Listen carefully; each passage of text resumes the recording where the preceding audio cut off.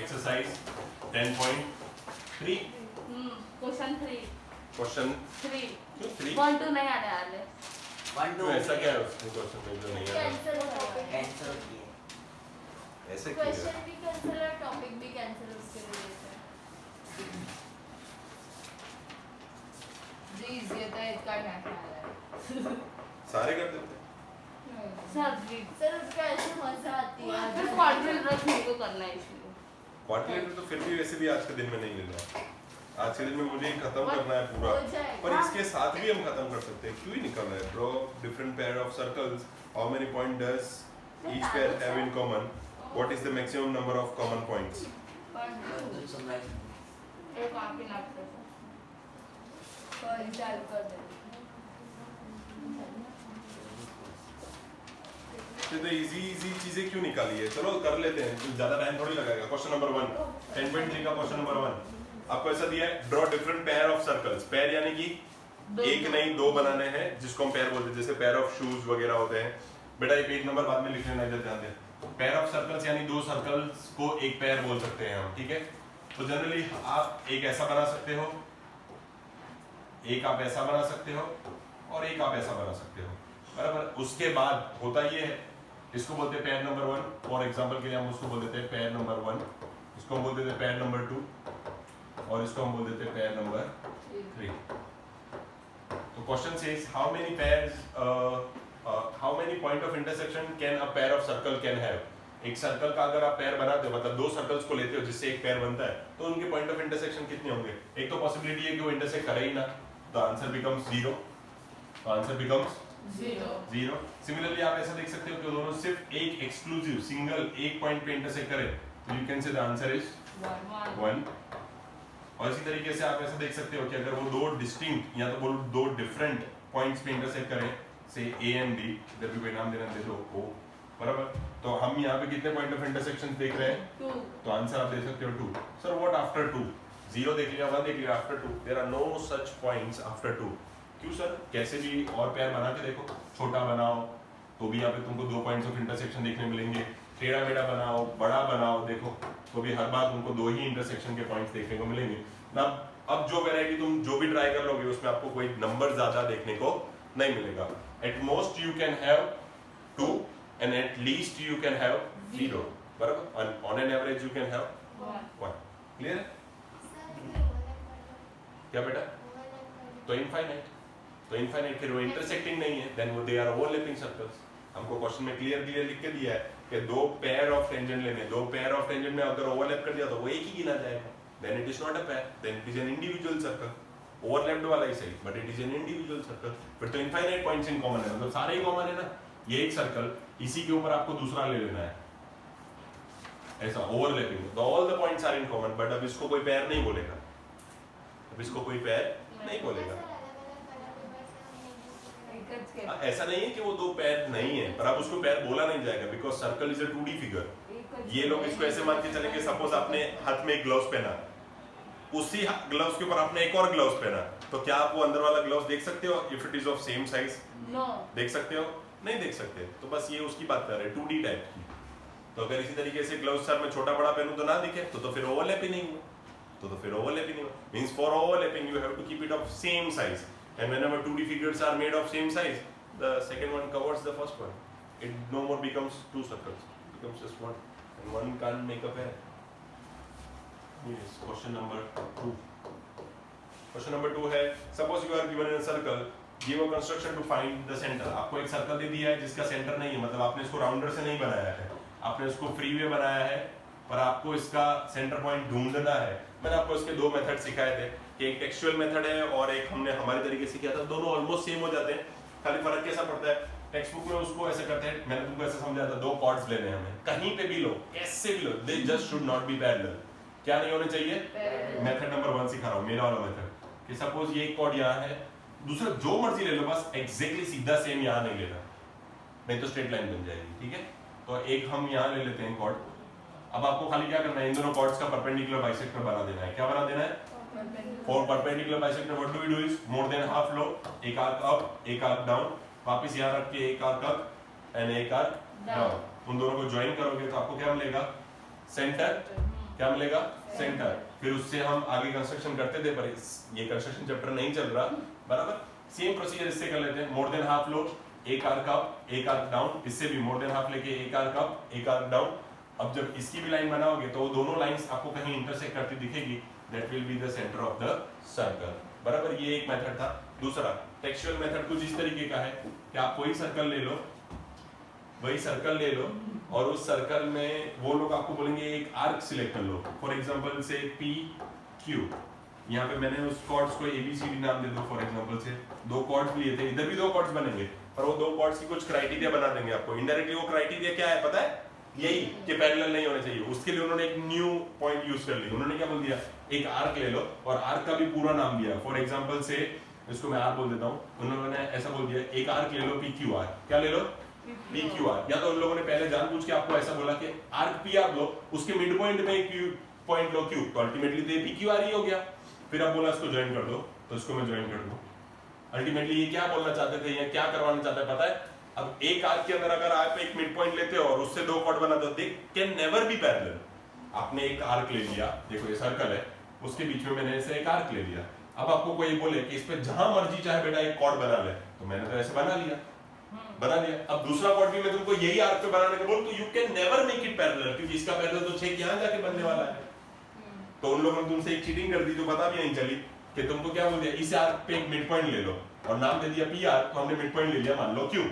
अब क्यू पे बोल दिया कॉर्ड बना लो, तो लो कॉर्ड बना दिए। अब फिर से वही प्रोसीजर जो हमने किया था, पे मोर देन हाफ ले लो, क्या करोगे, अप डाउन आर्क बनाए, ठीक है। सेम यहाँ पे भी मोर देन हाफ लेके अप डाउन ऐसा करके आर्क बनाए। जहां ये दोनों इंटरसेक्ट हुए, ये हमारा क्या हो गया, अल्टीमेटली वो यही चाहते थे कि हम बस कॉर्ड्स को पैरेलल ना ले। क्लियर सभी को। क्वेश्चन नंबर 3, ज्यादा टाइम वेस्ट नहीं करना है इन चीजों के पीछे, ये हैव लॉट ऑफ टाइम। अगर बच गया तो जो नहीं थे उनके लिए 10.4 एक बार रिवाइज कर देंगे, इन केस अगर टाइम बच गया तो विल सी दैट, क्योंकि वो स्लाइड रेडी पड़ी है, उसी स्लाइड में समझा देंगे, ठीक है। थर्ड क्वेश्चन क्या है, if two circle intersect at 2 points prove that their centres lie on the perpendicular bisector of the common chord. ओ ये अच्छा क्वेश्चन है, ये लो। आपको ऐसा बोला है, दो सर्कल है, एक बच्चों ध्यान देना थोड़ा मजेदार है।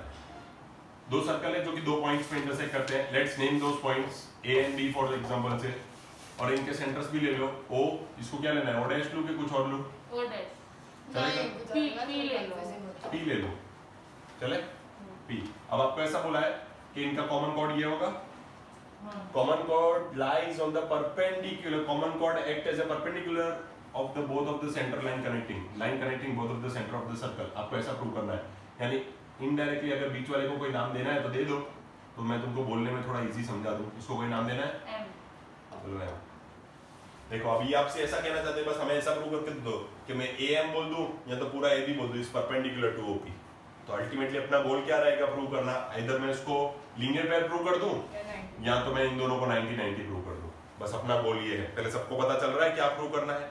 क्वेश्चन क्या है कि जो तुम्हारी लाइन सर्कल्स को इंटरसेक्ट करती है, किसको इंटरसेक्ट करती है, सेंटर ऑफ द सर्कल्स को, वो कॉमन कॉर्ड से कैसी होनी चाहिए, परपेंडिकुलर। मैं लिख देता हूं यहाँ पे, गिवन तुमको क्या है, 2 सर्कल्स विथ कॉमन कॉर्ड, ये दिया हुआ है, ठीक है। और प्रूव क्या करना है आपको, प्रूव क्या करना है कि ये जो ए बी है, या तो फिर ए एम भी बोल सकते हो, दोनों लाइन कोई चेंज नहीं हो जा रही, तो जिसको जो अच्छा लगे, जिसको ए एम बोलना है वो ए एम बोले, जिसको ए बी बोलना है वो ए बी बोले, इस परपेंडिकुलर टू ओपी, ये आपको करना है। अब ये उन्होंने स्टेटमेंट में लिख के दिया, कैसे लिख के दिया, line joining the centres of the circle, ये कर रही है ये वाली, बराबर, is perpendicular to this line, या तो ऐसा बोलो this line is perpendicular to this line, बात एक ही है, 90-90 ही रहता है, बराबर। तो line joining the centre of the circle is perpendicular to the common chord, clear है सभी को। चलो करते हैं प्रूफ। कैसे करेंगे बच्चों प्रूफ, सबसे पहले तो जॉइंट बनाए किए बिना तो कैसे करेंगे हम, ट्रायंगल्स बनेंगे नहीं तो कुछ होगा नहीं। तो ट्रायंगल्स बनाने के लिए किसको किसको ज्वाइन करेंगे, 4 ही ऐसी जगह है जिसको हम ज्वाइन कर सकते हैं, चारों को कर दो। कौन सी है, AO AO BO BO PB PB AP AP। इसके सिवाय कुछ तो ज्वाइन कर नहीं सकते, सॉरी तो हम इसमें क्या बोल देंगे, ज्वाइन AO BO और AP एंड PB। अभी एनी सजेशंस? ट्रायंगल रेडियस पहले कौन से ट्रायंगल बेटा? ट्रायंगल आप बेटा चार, AOM हमें दो पैर ऑफ ट्रायंगल लेने, नहीं तो प्रूव नहीं होगा। दो पैर AOM MOB AOM MOB। वैसे तो मैं ये सेकंड लेने वाला था, पर कोई बात नहीं, पहले इसको भी ले लो तो भी चलेगा, आई डोंट माइंड। नहीं आई माइंड, से पहले बड़े आई माइंड पहले बड़ा वाला लेना पड़ेगा। अपने पास छोटा वाला ट्रायंगल लेने के लिए तीन चीजें इक्वल मिलेगी भी नहीं। पहले बड़े ले लो अब देखो मैं तन्वी का डाउट क्लियर करने के लिए अभी खाली फिलहाल यहाँ पे कहीं पे साइड में है ना, इसने जो ट्रायंगल्स बोले ना उसका पैर लिख देता। वैसे भी हमें इसके बाद यही स्टेप पे आना है। इसने बोला ये वाला ट्रायंगल ले लो सर, AOM ट्रायंगल AOM और दूसरा ट्रायंगल BOM। चल तन्वी फॉर एग्जांपल के लिए मान के चलते हैं हमारे पास ये दो ट्रायंगल थे, तो हमारे पास एक रेडियस की वजह से दो चीजें देखने को मिल रही है इक्वल। कौन सी? AO, चलो लिख देते हैं AO is equal to OB, क्योंकि हम तो जानते हैं हमें रटना सीखना ही नहीं है। रीजन में लिख देता हूँ पे रेडियस और वेरी गुड। अब देखिए यहाँ पे हम रुक जाएंगे, OM is equal to OM। यहाँ पे मैं लिख देता हूँ कॉमन साइड, यहाँ पे मैं लिख देता हूँ रेडियस। अब बता, तीसरी चीज तो है ही नहीं हमारे पास, लाइन। वो आपने प्रूव किया है, परपेंडिकुलर बाइसेक्टर प्रूव करने के बाद ही होगा। ऐसे इक्वल हो जाते तो चाहिए ही क्या था। अब उसी के लिए हमको क्या करना पड़ेगा बच्चों, पहले बड़े ट्रायंगल लेने पड़ेंगे पूरे। कौन से हैं वो triangles? Triangle AOP and triangle BOP। उसमें क्या क्या सेम है देखो, एक तो इसका रेडियस इसके रेडियस से इक्वल, इस सर्कल का रेडियस इस सर्कल के रेडियस से इक्वल।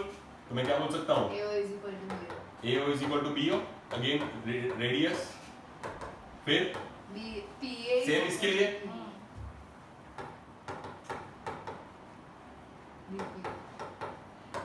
रीजन तो मैं सेम ही लिख दूंगा, कॉमन साइड। ठीक है।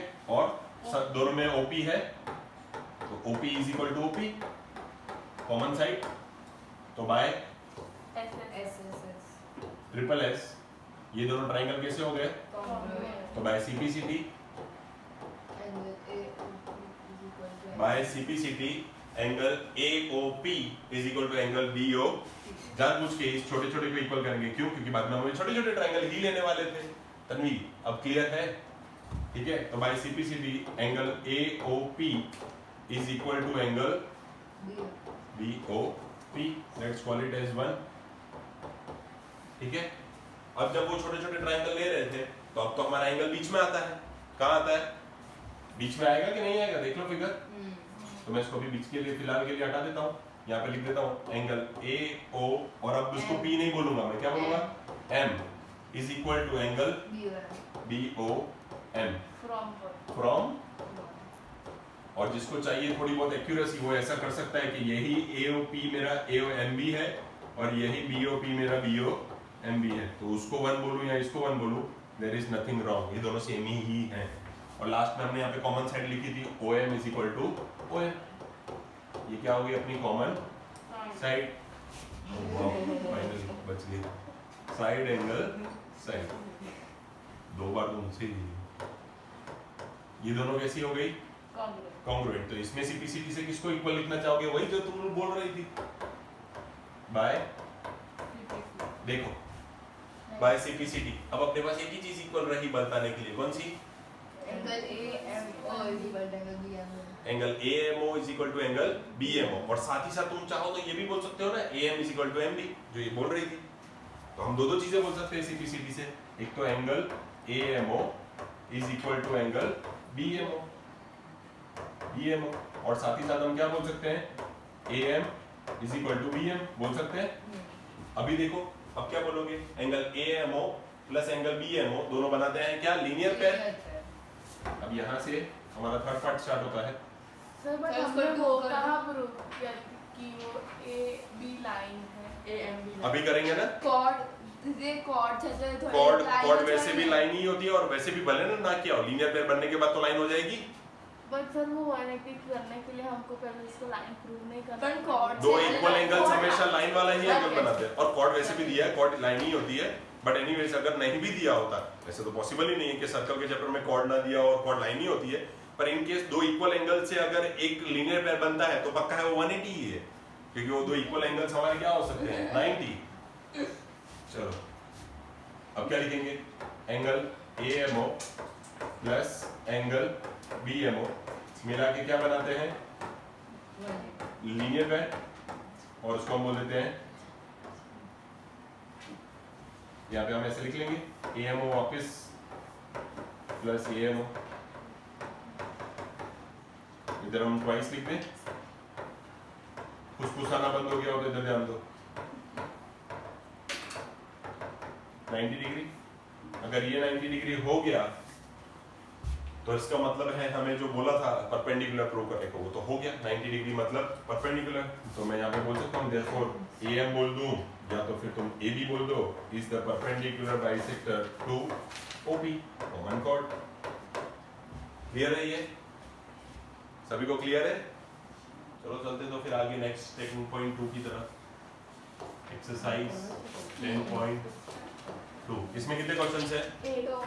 2 है लेकिन इसमें से भी एक कट करवाया कुछ कटवट नहीं करना है अपने को, सारे करने हैं, फिर ना पूछो तो कहीं नहीं, अपने को क्यों बाकी रखना है। कौन सा question? Recall that two circles are congruent if they have the same radii. Prove that equal chords of congruent circles subtend equal angles at their ये centers. पहला वाला क्वेश्चन है। दूसरा इसका कन्वर्जन। हाँ मतलब एक ही करवा दो तो दोनों हो ही जाएंगे ना अल्टीमेटली। पहले वाले में आपको ऐसा बोला है कि दो अगर सर्कल्स हैं जिनके रेडियस आपने कैसे लिए हैं इक्वल, मतलब अगर ये 3 सेंटीमीटर तो ऑफकोर्स ही बात है ये भी कितना हो गया 3 सेंटीमीटर। अब अगर एक सर्कल में कहीं पे भी कितने भी रेडियस बनाओ दे आर ऑलवेज 3 सेंटीमीटर बराबर इक्वल ही होने वाले हैं, तो ये भी 3 हो जाएगा और यहाँ पे भी कितना हो जाएगा 3। अब हमें बनाना है कॉर्ड्स। क्या बनाना है? तो इसको यहाँ पे से ज्वाइन कर देता हूँ कॉर्ड, और आपने को ये प्रूव करना है कि ये दोनों कॉर्ड्स कैसे हैं। नहीं सर वो दिया हुआ है, मैं वो प्रूव करने कॉर्ड इक्वल दे दिया है पहले, हाँ। कॉर्ड इक्वल दे दिया, अच्छी बात है। चलो ये इससे इक्वल बराबर, ये O बोल देता हूँ, उसको O डैश बोल देते हैं। अब ये इक्वल दे दिया है, नाम भी दे देते हैं A B, उसको बोल देते हैं P Q, वरना CD लिख देता भी चलेगा। बस कॉर्ड इक्वल दिए हैं और हमें प्रूव करके देना है कि वो सेंटर पे जो सबटेंड हो रहा है एंगल वो इक्वल है दोनों। एक ही बात है ना। चलो कर देते हैं, बाय CPCT ही करेंगे और तो कुछ ज्यादा है नहीं अपने पास। सबसे पहले इन ट्राइंगल, कौन सा ट्राइंगल है ये? In triangle AOB and triangle PO dash Q। इसमें हमारे पास AO इक्वल टू उसके O डैश P से, और यहाँ पे OB O डैश Q से, और यहाँ पे दोनों के लिए एक ही है इसलिए मैं एक साथ ही लिख देता हूँ रेडियस या रेडियाई व्हाटएवर यू वांट, और AB is equal to PQ, equal chords given, क्योंकि मैंने गिवन टू प्रूव नहीं लिखा तो सब एक साथ आ गया, इक्वल कॉर्ड्स और गिवन, तो गिवन का गिवन भी बोल दिया बराबर। तो ये by side side side,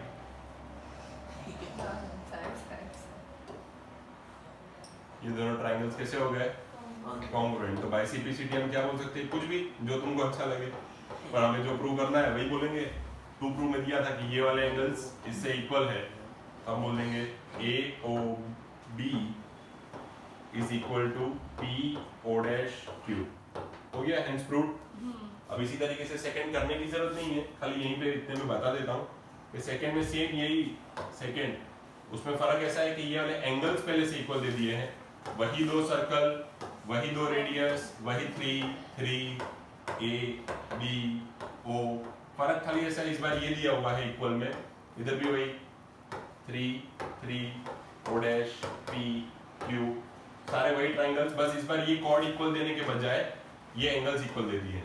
this angle is equal to this angle. तो इस बार हम लोग क्या करेंगे, एक पहले साइड इक्वल, सबसे पहले क्या बोलेंगे एक साइड इक्वल, फिर हम क्या बोलेंगे एक एंगल इक्वल, और फिर से क्या बोलेंगे एक, और ऐसा करने से ये दोनों ट्राइंगल्स कैसे हो जाएंगे कॉन्ग्रुएंट। तो बाय CPCT हम लोग क्या बोल देंगे कॉर्ड्स इक्वल, हाँ AB is equal to PQ। ठीक है, इसमें कुछ ज्यादा करना नहीं है, सेम इसकी जेरोक्स उल्टा है, बस ये दो ही सम थे इसमें। एक्सरसाइज 10.1, इसमें वेस्टेज ऑफ टाइम ज्यादा ना करते हुए जल्दी जल्दी थोड़ा और फिलिंग द ब्लैंक्स। आप ही आंसर दे दोगे पर देख के नहीं, मेहरबानी करके लॉजिक के साथ। चलो पहला सिर्फ क्वेश्चन लिखे हुए है तो हाँ तो मत पढ़ना उसको, डैश ही पढ़ना।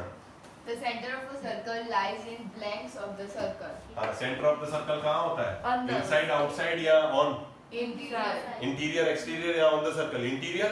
तो पहले का आंसर क्या हो जाएगा? चलो साथ साथ में मैं ड्रॉ भी कर रहा हूँ ताकि किसी को डाउट हो। ये रहा भाई, ये अंदर है, बाहर भी नहीं, ऑन भी नहीं। ठीक है, चलो सेकंड।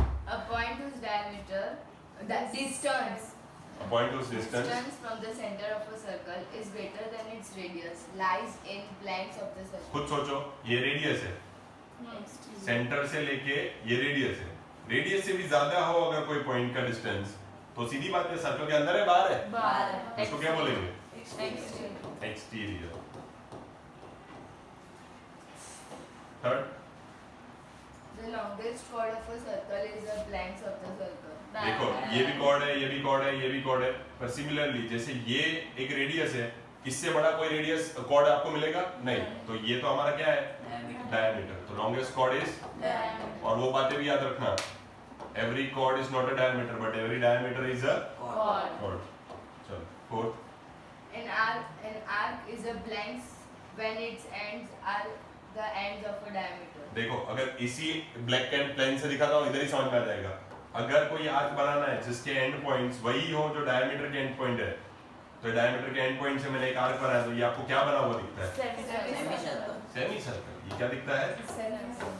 Semi circle. फिर Segment of a circle is the region between an arc and blanks of the circle. Segment कैसे बनता है? ये सर्कल का सेंटर और ये इतना सा पार्ट को हम बोलते हैं सेगमेंट। क्या बोलते हैं? माइनर सेगमेंट या मेजर सेगमेंट, कुछ भी बोल लो। तो ये चीज इसने क्वेश्चन में ऐसा पूछा है कि सेगमेंट कब बनता है? एक आर्क होना चाहिए, तो आर्क तो दिखता है, आर्क और किस चीज के मिक्सचर से सेगमेंट बनता है? तो ये कौन सी चीज है? कॉर्ड। तो इसको क्या बोलते हैं? कॉर्ड। सेगमेंट कैसे बना? तो बोलेंगे एक कॉर्ड और एक आर्क के ऐड करने से हमें मिला सेगमेंट। हम सिर्फ ब्लैंक्स नहीं कर रहे हैं, कुछ चीजें भी, टॉपिक्स भी रिवाइज हो रही हैं, तो वो भी साथ में देखते चल रहे हैं। और कुछ है? हाँ, एक है। 6, A circle divides the plane on which it lies in blank parts. Circle एक प्लेन को, जैसे कि ये व्हाइट स्क्रीन को कितने पार्ट्स में डिवाइड कर रहा है बच्चों? 3। एक तो इसके अंदर, एक इसके बाहर, ठीक है, और एक इसके ऊपर, ठीक है। वो कीड़ा नहीं है आदमी, तो वो मेरे से भी अच्छा करता है। 3 पार्ट्स कौन से हो गए? एक ये बाहर, एक ये अंदर, और एक ये ऑन, ठीक है। हो गया खत्म? क्या और कुछ है? True or false? अरे ट्रू और फॉल्स, बाकी ये ब्लैंक्स है ना। चलो ट्रू और फॉल्स। Question number 2। हाँ बताओ क्वेश्चन पढ़ो तो। Line segment joining the center to any point on the circle is the radius of the circle. Circle पे line segment joining any point on the circle to the centre of the circle. देखो मैं यहाँ पे एक point ले रहा हूँ, उसको सेंटर से ज्वाइन करूँ, क्या ये रेडियस है? Yes. हाँ तो है, ये रेडियस है, तो आंसर 1 इज ट्रू। चलो ठीक है। A circle has only finite number of equal chords. क्या एक सर्कल में सिर्फ finite number of equal codes हो सकते हैं? सपोज मैं 2 सेंटीमीटर का इधर बनाया, 2 सेंटीमीटर का इधर, 2 सेंटीमीटर इधर, इधर और इधर, सर जगह खत्म हो गई, अब 2 सेंटीमीटर का ना बन पाएगा। अरे भाई तो तुम इसके अंदर इंटरसेक्ट करो ना, तुमको किसने ना बोला? तो सर ऐसे तो और कितने बन जाएंगे, हमें ही नहीं मालूम कितने बने। तुम जितने बनाओ, तुम थको नहीं तब तक बनाओ, तो आंसर विल बी इनफाइनाइट। कितने बन जाएंगे?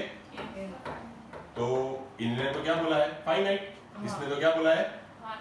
फाइनाइट। तो सेकंड का आंसर तो क्या हो जाएगा? फॉल्स। कितने हैं? कितने ट्रू और फॉल्स? 6.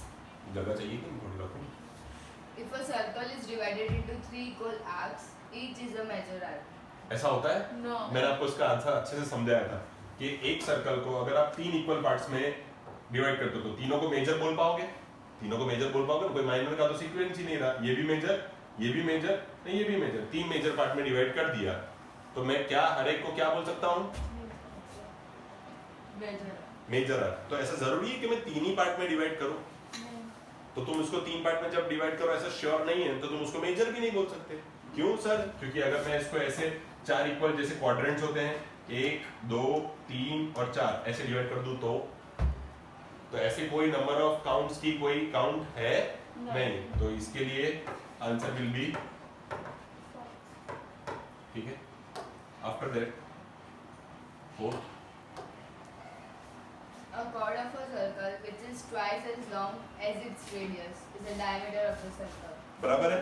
हाँ रेडियस का डबल करते हैं तो क्या बन जाता है? ये रेडियस, ये इसका डबल कर दिया तो क्या ये डायमीटर है? हाँ है, तो इसको क्या बोलेंगे? True. Fifth, Sector is the region between the chord and its corresponding arc. Sector, क्या वो कॉर्ड और करस्पॉन्डिंग आर्क के बीच का डिस्टेंस होता है? सेक्टर, क्या वो कॉर्ड और करस्पॉन्डिंग आर्क के बीच का रीजन होता है? वो तो उधर हो गया ना, उसको तो क्या बोला हमने? Segment. तो सेक्टर थोड़ी होता है, सेक्टर तो किसके बीच में होता है? Radius and arc. दो रेडियस. दो रेडियस और एक आर्क. आर्क। ये देखो, ये एक रेडियस है, ये भी एक रेडियस है, और ये क्या है? आर्क। तो जाके मैं इसको क्या बोल सकता हूँ? सेक्टर। पर इसने तो सेक्टर किसको कहवा दिया कि एक आर्क और एक कॉर्ड के बीच में, पर उसको तो क्या बोलते हैं? सेगमेंट। तो इसका आंसर कैसा आएगा? तुम झूठे हो। A circle is a plane figure.